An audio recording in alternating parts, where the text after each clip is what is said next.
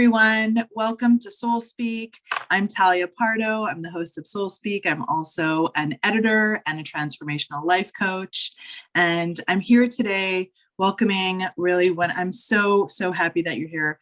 Jenna Faye Madden is an internationally acclaimed speaker, host of the Soul Meets Strategy podcast, a retreat facilitator, multiple time best-selling author, and 7+ figure leadership and business mentor to conscious female entrepreneurs around the globe.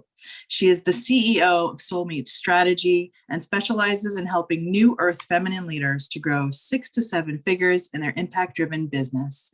And full disclosure, Jenna is also my business coach. I've been working with you for a year and a half now, and you have really had a transformational impact on my life, not just in the business world, but also in the personal sphere. And that is what I find is so special about you. You take it beyond just entrepreneurship and you consider the entire person and how that impacts the trajectory of their business. So I'll invite you to maybe start us off by telling us a little bit about what you do and how you came to do this. And then we'll take it from there in true Soul Speak fashion, in a really natural and easygoing conversation, because that's what I love. I do want to note also that this is the last episode for the season of season 1, episode 18. And actually in Judaism, number 18 represents Chai, which is life. So it's a very special and very resonant number that we try to incorporate wherever we can. So it's also very special to me that this is the 18th episode at the end of season 1, which was a real, this year doing this first season of the show was really impactful for me and has helped to transform me. And I've met incredible people and interviewed wonderful coaches and leaders in this world. So we're closing up this first season with a really wonderful guest today. So thank you so much, Jenna, for being here.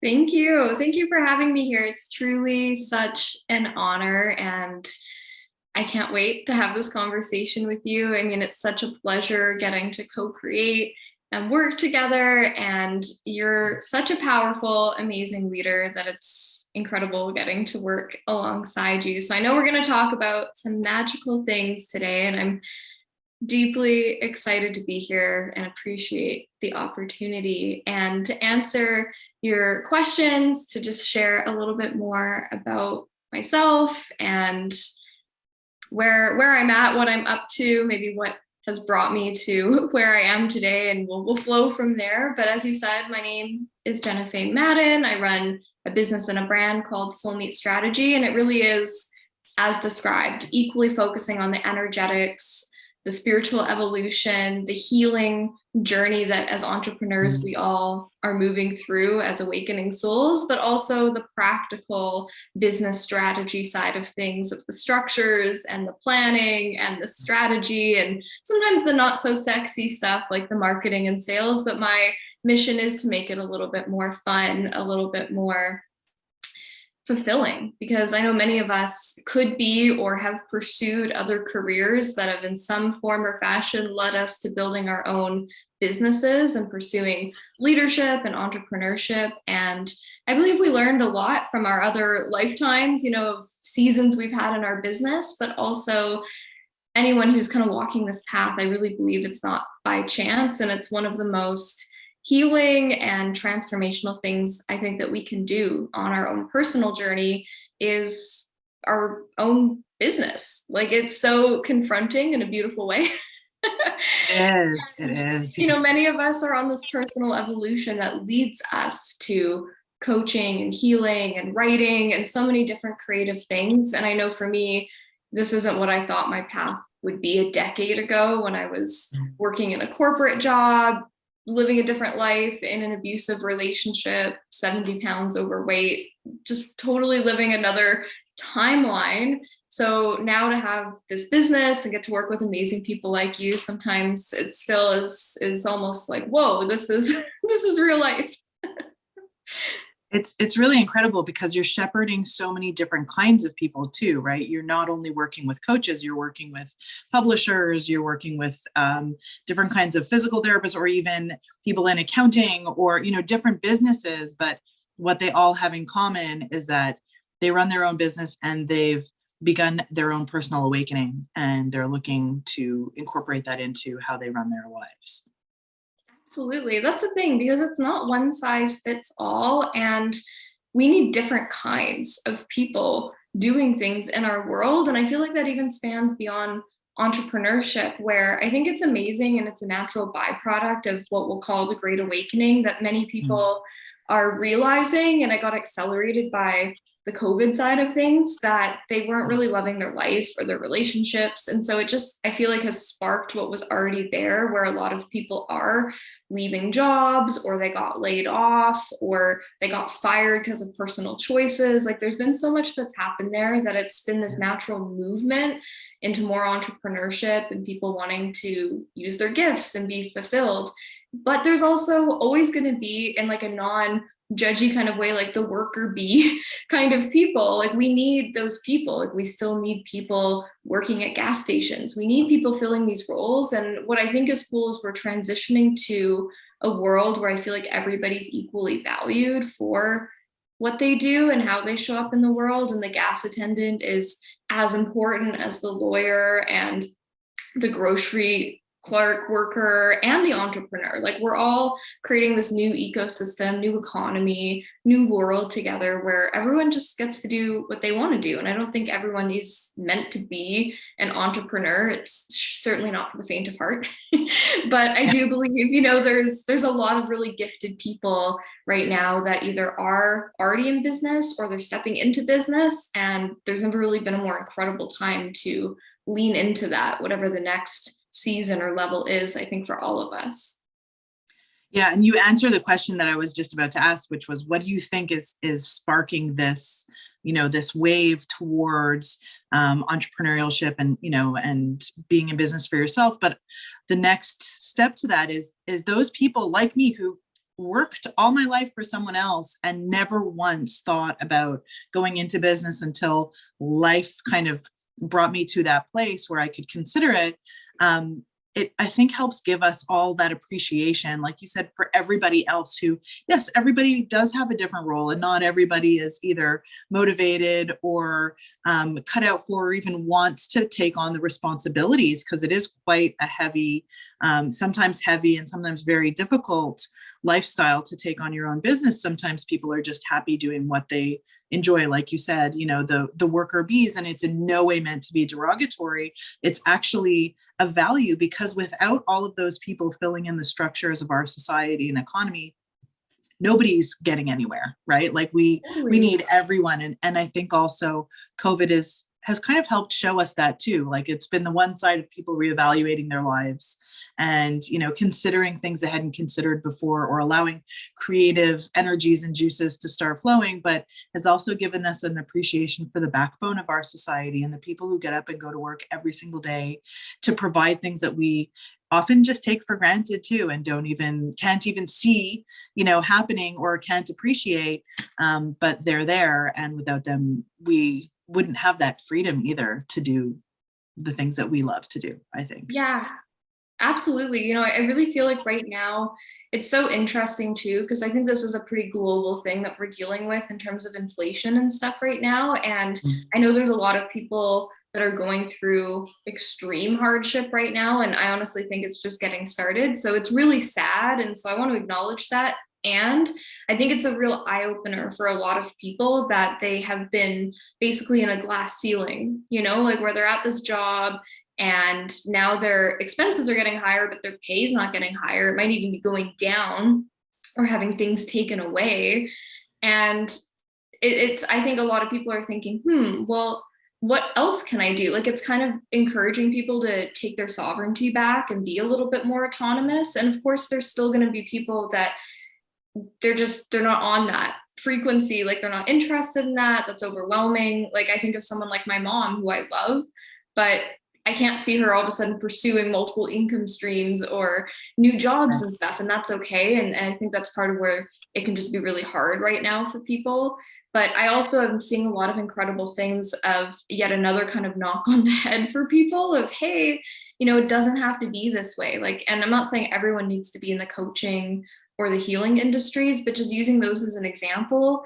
it's a totally different paradigm. It's completely limitless. We are our own roadblock and bottleneck when it comes to making more money. But as long as we're willing to be innovative and keep growing and building, there isn't that cap. And a lot of us talk about wanting more freedom. And I really feel like that is a direct correlation. And it took me a really long time, I think, to get to that awareness, because I remember when I was in my corporate job, I was a human resources manager at a manufacturing plant doing that in human and safety management. And when I was in that job, it was, number one, totally soul crushing, definitely not my aligned job, especially because probably 30% of my role was firing people.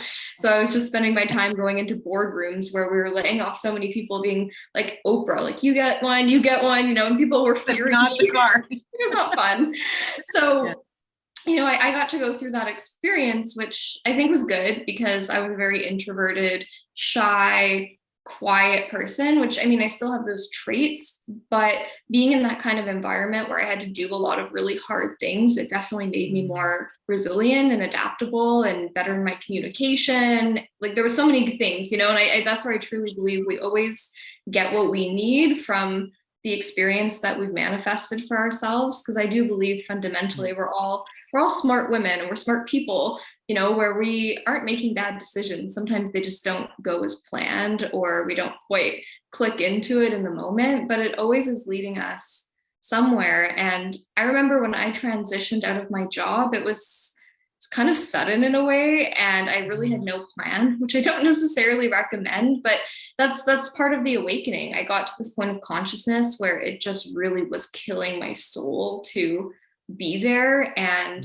I couldn't really, it was affecting my mental health. I didn't like it. I didn't want to be there. I would cry in the parking lot when I had to go there. It was just it wasn't fulfilling at all. And so I had this little business at the time, and it was something totally different than now, where I was just new and green in network marketing for a health company.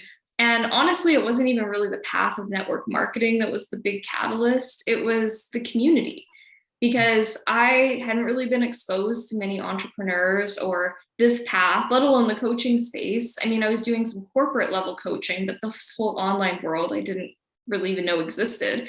And when I plugged into network marketing, it was like the heavens opened up and I saw a whole new world. And I was seeing that other people were doing this. And I was like, wait, they've left their jobs and they've left their jobs, and I can do it from my phone. Like, it was totally opening a whole new world up. So I started traveling and going to different conferences and events and just immersing myself in a whole new world. And I really do believe that this is something that makes a big difference for all of us on our path. And it sounds so cliche, but we really are those 5 people that we spend the most time with. And even to extrapolate out, it's not even necessarily the people, it's just the influences. So it could be TV, it could be what we're listening to on Spotify, with our music, it could be all of those things. And for me, I went feed on socials. Like society as a whole.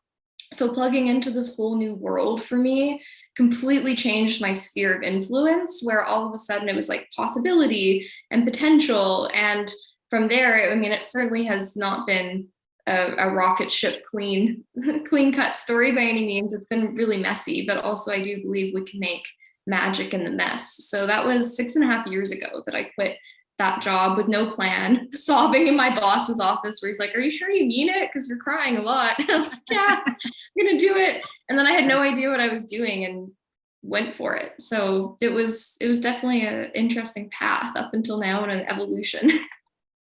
But it's not an uncommon trajectory or story, right? Not to minimize what you went through, but it really is the general structure of that kind of evolution for people. That's usually what happens, right? There's a crisis, whether it's you bring it on yourself by choosing to quit, right? Or it happens to you and you're fired, or something terrible happens and you're forced to figure out who you are and what you really want in life. And I think that's, like we said, this is this general wave that's happening with all the things happening in the world. More and more people are being forced to ask themselves, to realize that their lives are within their hands, right? To shift from of a perception of I'm completely dependent on this company and this is my life and this is how I make my living and this is the cap, or do I take it into my hands, and it might be scary and completely unknown and I may fail, but at the very least, I'm trying for something bigger or better or different, right? Or more fulfilling. All of those different motivations, it usually is that crisis, that crucial moment of decision. And some people don't follow through on it, right? Some people, it's a very scary thing. It takes a lot of courage. Sometimes we don't have a choice and we're doing it, but sometimes people back away from it and then choose not to take it into their hands, and that's okay. Everybody has their own journey, I really believe, at their own pace. But that really seems to be every person I speak to, my own life, it's those massive crisis moments where you need to make a really big choice for yourself. And very often we choose us, right? We choose to empower ourselves. We choose to give ourselves potential and opportunity. And that then starts the first step on the new path of difference. And, when you say it was like a different timeline, when I first started working with you and you would say things like that, I didn't really understand what you meant at all. I'd be like, I don't know what that is. Like, okay, I'll take it. Like, cause I like the general stuff you're talking about. So I'll take the stuff I don't really understand and be like, okay, we'll put it on the side. But the last year has really taught me to understand that timelines really are real, in that every choice we make sends out like multiple potential, consequences and repercussions, positive and negative, right? And every time we step into something different, that's a new timeline, because something else can happen that can take us in a completely opposite direction, can cause us to grow in a different way than we thought we were, to find different aspects of ourselves that we never knew we had, and change as a person. And so that really is like, for those of our audience who might be hearing those terms and be like, that may be a little too woo-woo. It's when you really can begin to understand and even maybe experience it and understand that it isn't, it's the reality of how life unfolds, right? And our choices and decisions. Yeah, it impacts that.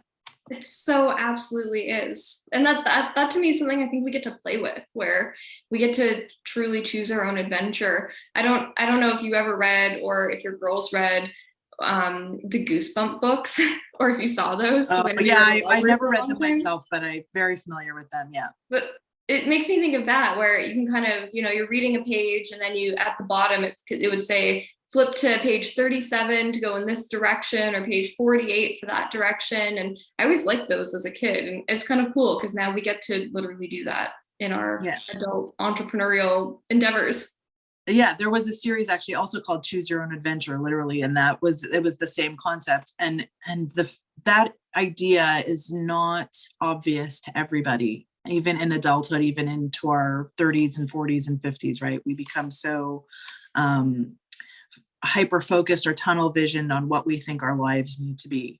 So tell us, Jenna, where you feel your genius comes from, because it's not just the business side, it's not just the personal development side.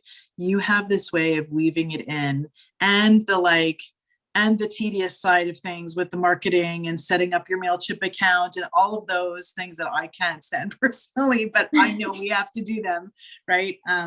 How do you weave it in with such magic that appeals to people, that helps them understand who they are and how to integrate business with soul? Ooh, what a juicy, good question. Thank you. Okay. I would say one of the big things for me is probably my ability to connect with people, and my understanding around masculine, feminine energy. I mean, there's always more to learn, but something that has really clicked for me over the years is that, especially working with women, is fundamentally we want to feel safe and we want to feel loved. And as women, when we can kind of check those boxes, I feel like in business we're pretty limitless. And so we need to feel that connection. We need to actually have relationships with people and allow it to be a connective experience. And something I hear from clients over and over again, it's like, oh, you made me feel so safe, or I really loved that call because I just felt so connected to everybody.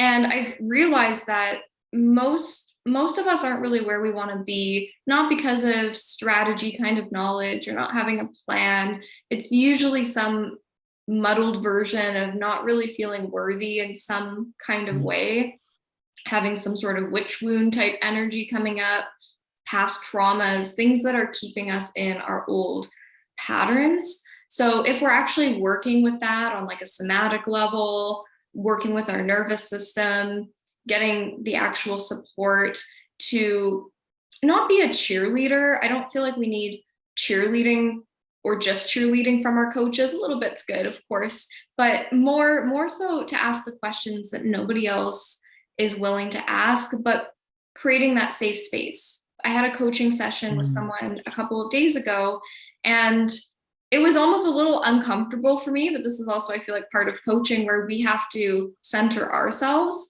But I could tell when I was on this call, and part of my philosophy is sometimes we have to ask the questions and say the things nobody else is willing to say. And so I had one of those calls, because not every call is like that, right? Sometimes we are doing MailChimp or all sorts of things with clients. But yeah, this one was more about like marriage, relationships, what's next for them, what their vision is. And it was in a good, uncomfortable way, uncomfortable for both of us, me, because I'm like, I hate asking these questions, I don't want to make anyone feel uncomfortable. And for her, she's like, ooh, these are edgy questions. But then, I get the message afterwards when we talk about it saying, thank you for opening that up and getting me to think about the things that I don't know are my own blind spots and I haven't been looking at.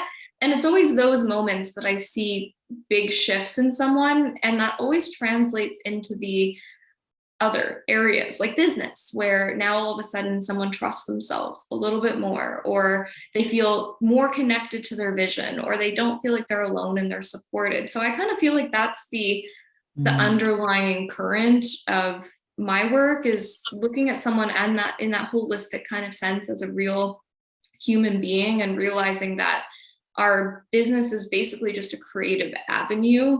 It's not our whole identity. So if we just fixate on the business, then we're probably not going to get to where we could be in that business, because there's a whole person behind that business. So really, I feel like going beyond the surface with people opens them up to do what they want to do in their business and make the money they want to make. It really makes me think of how you mentioned before, balancing the feminine and the masculine. And we all carry both, right? But I listened to Dave Rubin from the Rubin Report all the time. And he was saying something about how he dove into his business and building his career because he was so uncomfortable with who he was in his life until he met his partner, and they're married now, and his life is very, very different and much more fulfilled than it was, say, 10, 15, 20 years ago. And so he said, because of that, I gave my all to my business, and people who sometimes aren't good with themselves give so much to their business and can become successful. But, there's an imbalance in their lives. And that made me think of the masculine versus feminine, where what you're doing is you're really giving a feminine safe space to your clients to explore things that might be uncomfortable, but that's how we grow. And also to be able to balance out that masculine drive that can easily, if overpowering, neglect the feminine side, or the self, the true self. And you really have that ability to hold that space and embody that. And in coaching, it isn't just cheerleading and holding hands and sympathy. It really is about challenging the client to ask themselves or reflect on things that might be hard to acknowledge. It takes that, but that's where growth comes from, right? It's the challenge, it's the courage to face those things and then say, what am I going to do about that? Right? Or how do I remedy this or shift it?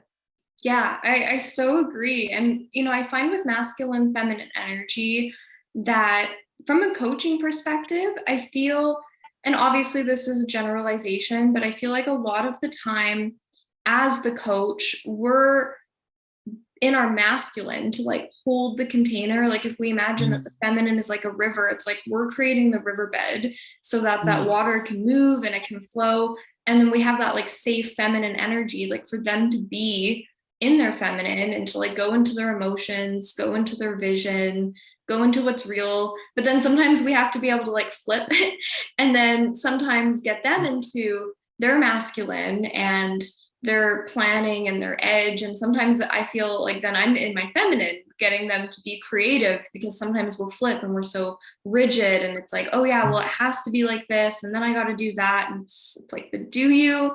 And I always ask what clients, if nobody told you how it should be done, how would you do it? Because sometimes we kind of neglect our intuition and how, you know, the natural innovators that we really are as pioneers and entrepreneurs. And that often leads to amazing results for people when they actually do just scale it back and step it back, and also just really honor how they naturally create. Because like you said, it is a tendency in this industry that sometimes our business becomes our outlet to actually avoid maybe processing emotions or dealing with things, or, you know, it like becomes our whole identity. And as you were describing that one podcast episode or whatever you've listened to, I was thinking about how, you know, with me, I was definitely a classic example of that, because I started my business out so excited and kind of fresh-eyed and bushy-tailed when I jumped into it. But over time, and I think it was kind of compounded because then my husband and I started traveling. And so that sounds so wonderful, like, oh great, you know, and on digital on social media, it's like, oh, we're living this digital nomadic lifestyle. But the reality was, I mean, I wouldn't take it back, and we got to see some amazing countries and places, but it was really isolating. And we would often go and stay in places like a farm in the middle of New Zealand by ourselves. And so we didn't really have friends in person a lot of the time, and we would be non-committal because I knew we would be moving on. And so I found this pattern developed over time where I would just work on my business, because what else am I going to do? And I love my business and it's great, but it would over time be this kind of thing where I didn't really allow myself to take time off or to take breaks. And I was just telling myself that I really loved my business, which, I mean, I did and I do, but I was kind of suppressing different parts of myself. And it's almost like I took old patterns and kind of replaced it with my business. And so in my kind of past chapters, when I was in that corporate job and I was in my last relationship, I was basically a mom to a man child. I was a stepmom to his child. I was basically being parents to my parents, taking care of my grandma full time. And I was, you know, I'm naturally a nurturing person, but I also was doing it in hindsight so that I wouldn't have to heal myself. And I was also self-medicating way too much with weed, just totally zoned out, getting stoned all the time. And so I basically go to work and then get stoned, but then manage all these people and do all these things that I wasn't really doing any of my own self-work and looking at my own shadows. So as I evolved on my journey and like left the relationship, which then gave me kind of the oomph to go to the gym and get healthier, and then I lost the weight, and then that gave me more confidence to quit my job, you know, and it was like this ripple effect. I really saw over the years that I was using things as an avoidant.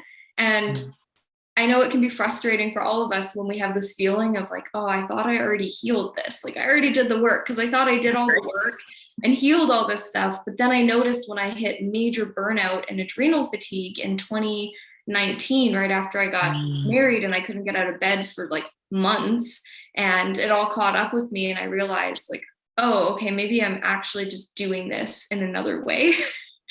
And then I had to go on a whole other journey that I feel like is really never ending for all of us, but I had to like reopen it up and start going deeper into the onion of the layers and realize that there's more there, and that our business, we often kind of humanize and use it the same way we would in like a codependent relationship to avoid things. So I think it's really cool, like almost the psychology of business, like in our inner dynamics that we do as funny little humans to, you know, play out these kind of wounded parts of ourselves with our business. But I think the cool thing is we can be healing that and grow our awareness around it, have a wildly successful business, but also become more whole and more healed in the process instead of the opposite, which also happens for some people. Yeah, that's really, I like that point at the end about how it kind of becomes a tool to help us grow, because that's Yeah. what I found over the last year and a half since starting my business. And it's true. It becomes a codependent. It's especially when it's a digital business where it can be with you like on your hip around the clock. It's very easy to use that as like the busyness. And I know we've talked about that too, of just keeping busy. It's a way that most people do, to just avoid themselves, right? Like if I stop, then I have to sit with myself. There has to be, then there's silence. Then there's just me. Then, oh my God, I'll feel my feelings. Then, oh my God, these feelings are so painful, and it'll be too much for me to cope with. And so they just push it aside. It's almost like codependent, but also like you described your own life, like a caretaker, right? Yeah. Like we're caretaking the business. It becomes the next thing for us to caretake. And while caretaking and nurturing is a feminine activity, you know, and energy and inclination, it can very easily step into the masculine of where you're just doing, because then you can take your mind out of these actions, right? Like when I'm busy sometimes cooking and I'm looking over there because that's the kitchen, you know, like sometimes I can easily get into that space of like I'm just doing and it's mindless.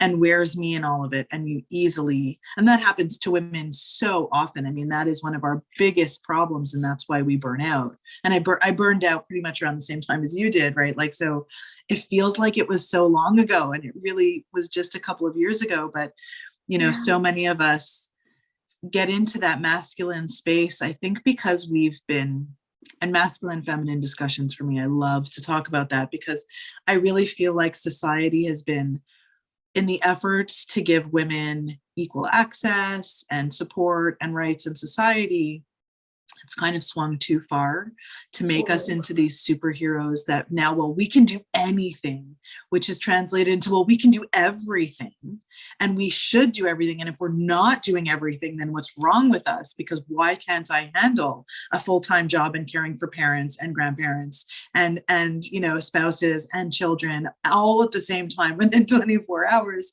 and not get exhausted? Like, what's wrong with me for being exhausted about it? And so I think it's about also working to deconstruct all of those impressions that we've all grown up with. You know, those of us who are, you know, I think between like 50 and 20 years old, and like really when feminism has taken such a big bite out of society, to really disabuse those notions that we can, or that we should be able to do it all without suffering consequences. Like that, there's two sides to that. Like, you can't do it all. Nobody can do everything. And yes, it will take its toll on you, and both needs to be acknowledged.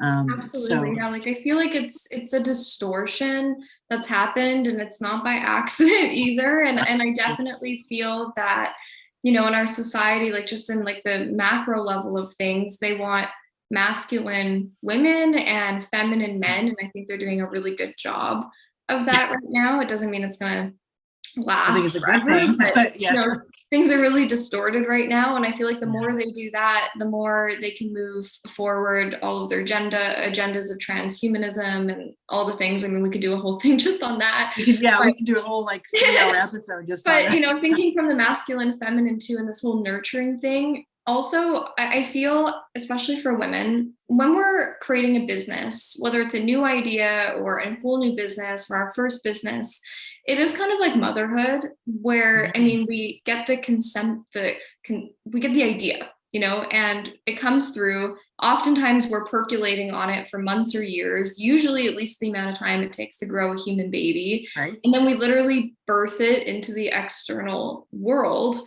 And at that point, the business is in its infancy. And so like it does need a lot of attention, time, money, energy, resources. And like that's a normal part of it. But I feel like a lot of us stay in that. And there's many women who are micro mothering their business, but their business is like energetically now an adolescent or maybe even an adult, where it can become more of like a partnership kind of relationship where it nourishes us just as much as we nourish it. And I'm always kind of infusing that and getting women to think about that, because sometimes we're hard on ourselves and it's brand new and it's like, oh, it's so much work. And I think that's where the grit comes in. And it really is. It's like you don't have to maybe be up at 2 a.m. the way you would with a newborn, but it's a lot of energy and input. But by the time it's a little bit older than that, it might still need some supervision and we're still leading it, but maybe it can like breathe a little bit. Maybe we can trust our marketing to like do its job, or, you know, bring in a team member for some support. Like we don't have to single mother a newborn for years and years and years. And then sometimes we have kind of more of like a rebellious kind of business. It's like a 13-year-old, 14-year-old where we get some pushback and maybe things need to change and evolve. So we need to pay attention. But then a lot of us have, and I'm excited, I feel like I'm in that zone now where my business is more the energy of a partner and an adult, where, you know, we can co-create. It's kind of like if you're a mom and you have a 20-year-old daughter, like you still are like the parent, but you can also be more in a friendship in some dynamics as well. And that's kind of where I feel like my business is at, where I can trust it to do some stuff on its own, and it can be a bit more autonomous, and I can still give it guidance and an active role, but it's not a brand new thing that I just started yesterday. So I feel like we have this natural journey, but we get to allow it to grow, just like if we have actual children, the same way, because we can't treat a 20-year-old child like a 10-week-old baby, but we do that with our businesses. Yeah, when we do, things don't go well, right? Totally. Yeah, too much pushback. And that's really the most resonant allegory or metaphor that you can make for a business, especially to women who are new to entrepreneurship. It makes so much sense to how we want our business to progress, because we don't want to be on it 24/7 either. Like that's not the purpose of us creating a business, so that we can be running ourselves ragged either, just to maintain it. It's like, I read this book called The 4-Hour Work Week by Tim Ferriss, like many years ago.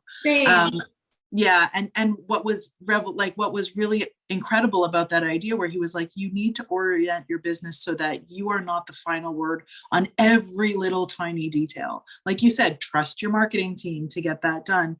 You build a team. And like with child, you know, single motherhood is hard. It's not the ideal way to raise a child ever, right? I mean, sometimes it's out of necessity, but it's really not the way a mother can be her best mother, or a child can be most ideally raised either. Like it takes a village, it takes family, it takes friends, it takes the team to work together, and for the mother to trust that when I drop my kid off with with the grandparents, they'll be okay. And I'm not going to call every 5 seconds and say, did you give her this juice? And is it in this cup? And, you know, it is really a method of parenting that, like it crystallized it in your description today, just now about it, that it's an organic way to grow business, which is completely different from anything also that we've grown up understanding about corporations and huge businesses, and the mom and pops who are there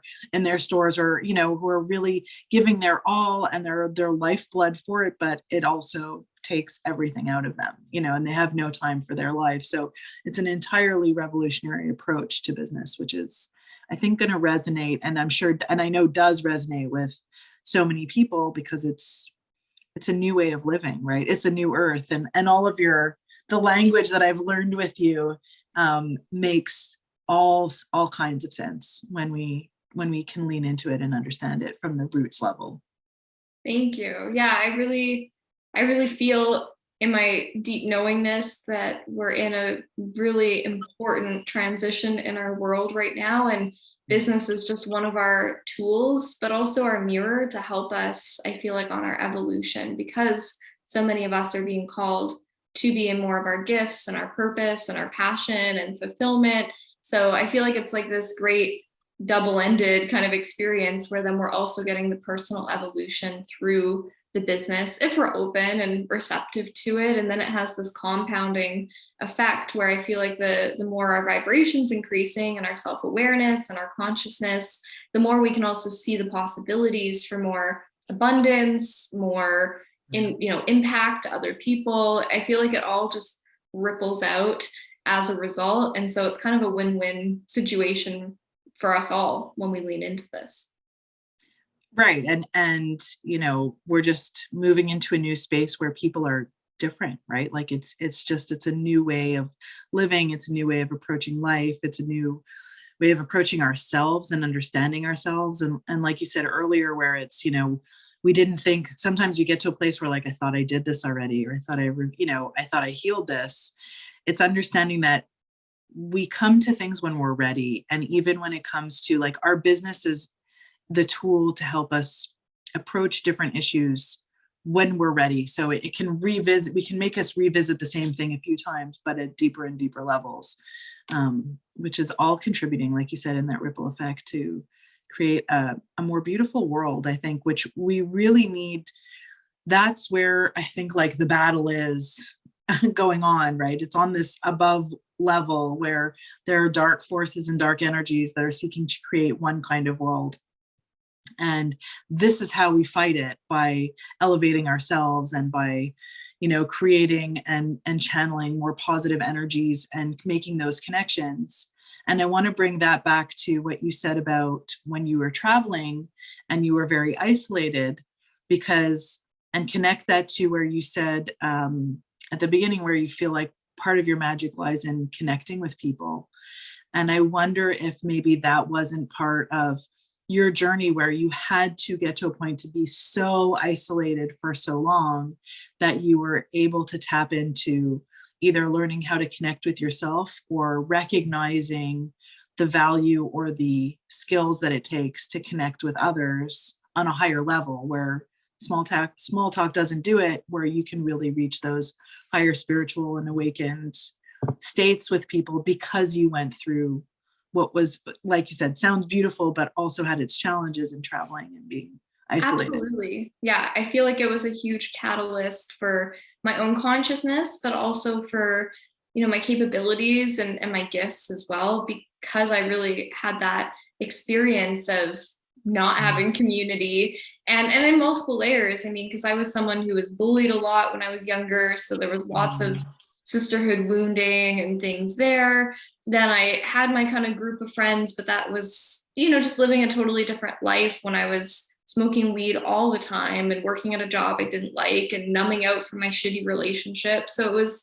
that was just a totally different kind of vibration in terms of friendship. And I mean, those were, great human beings, but maybe not growth oriented kind of beings. And then once I embarked on this kind of grand adventure with what was my boyfriend at the time, it was really isolating and really kind of took me through another layer of the journey of not really having a lot of people close to me, not really having a lot of people I felt like I could lean on. Whereas now, I mean, I'm always open to more and things getting better and better, but I have awesome friends. I have awesome clients that I consider friends, and, local community as well, where before I wasn't even really that receptive to making local friends, but now I'm not even really going out there looking for them, but they just seem to kind of appear.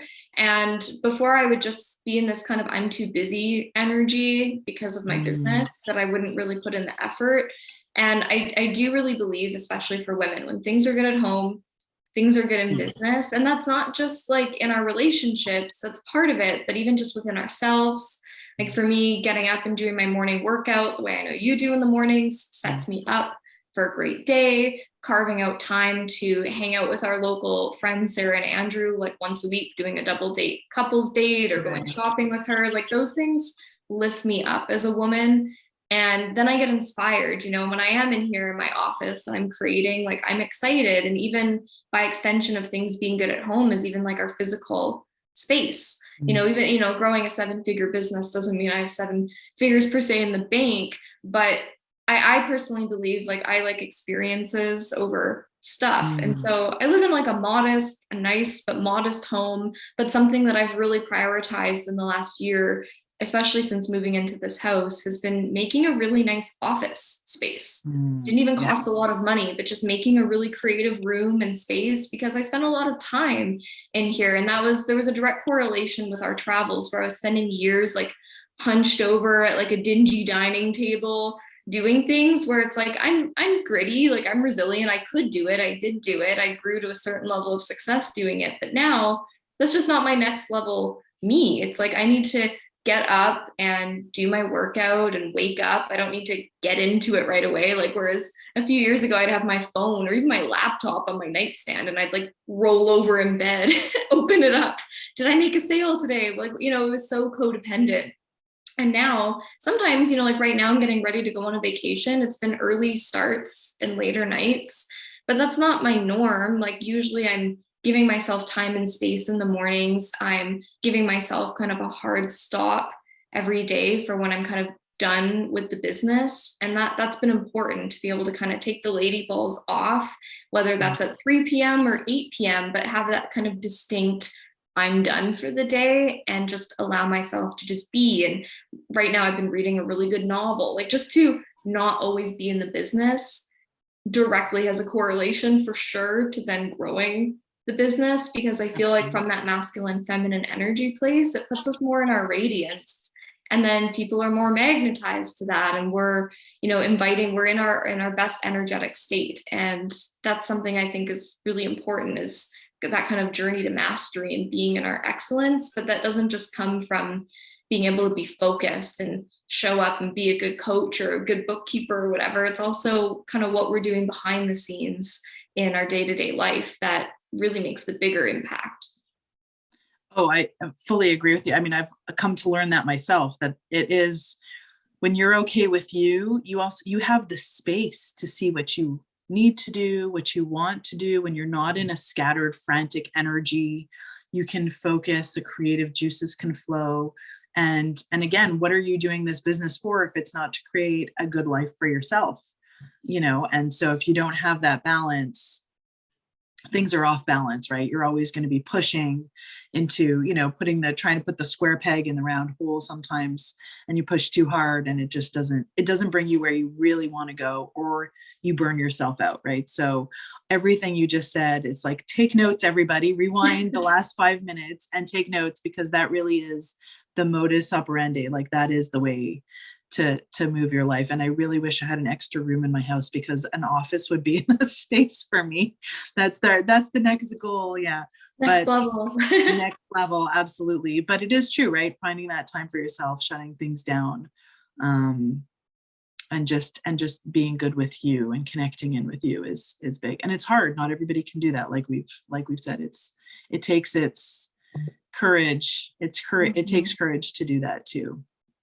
Yeah. So I want to ask you, as we've got maybe like another 15 minutes or so left, if you'll tell our audience a little bit about the different ways that they can work with you, and the different because you're not just a direct one-on-one coach. I think you're even doing a bit less of that now and more of other ways to share your magic. So how are the ways that you feel that you're able to connect with people and share your vision and your wisdom? Absolutely. Thanks for letting me share. I feel like a fairly multi-dimensional person, and I'm someone who just is a natural creator. I'm a generator in human design. And I feel like even though I don't overly identify with human design, like I think there's value in it. I would say it's pretty bang on, like that I am a generator. I feel like my name is even in the title. So I'm always creating and doing things. And so my kind of spectrum of how I'm working with people right now is primarily with women, usually with some sort of business lens, as you know, ranging from more of my membership, more on like the community oriented, getting micro trainings, making it really accessible for like all levels of entrepreneur kind of container, to my high level mastermind that you're in, which is really for women who are focusing on growing their business and, doubling, tripling their revenue, but also really growing as leaders and doing the hard stuff as well, and coming together in that like really high level community with a lot of support. And then some things that are kind of in between that, because I have my certification program, as you know, which is really, I'm so passionate about people becoming more masterful facilitators, because I feel so many of us in this space get coaching certifications and we get modalities and like Reiki, all of this stuff. But then oftentimes it doesn't always translate into business for one. Like a lot of the practical stuff I feel like gets left out. But then also I feel like a lot of the time it's very focused on the how, like the modality of things, but doesn't necessarily in these other programs cover enough about, well, how do you actually deal with difficult clients? How do you hold space on a group Zoom coaching call? How do you set up these kinds of things? And so a lot of women feel like they have a lot more questions than answers, I feel like, once they really get into growing their business. And they also might not feel that confident on facilitating at that kind of bigger level, but that's kind of where they want to go in order to, you know, hit their financial goals and impact more people. So that's a big kind of part of my mission and my work as well. And then lots of self-study courses on wealth, on sales, on marketing, to help people along where they're just looking for something really kind of specialized.